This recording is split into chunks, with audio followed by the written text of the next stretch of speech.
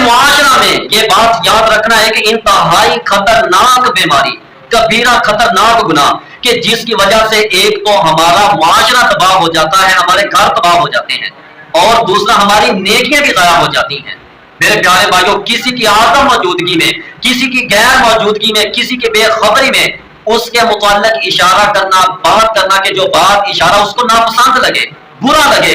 یہ غیبت ہے۔ یاد رکھنا کہ غیبت ہے، غیبت کبیرہ گناہ ہے، کہ جس کی وجہ سے تمہاری نیکیاں، تمہاری نمازیں، تمہارے اعمال ضائع کر دیے جائیں گے، اور یہ معاشرہ کی تباہی کا سب سے بڑا سبب چغل خوری اور غیبت۔ 90% لوگوں کے اندر یہ بیماری عام ہے۔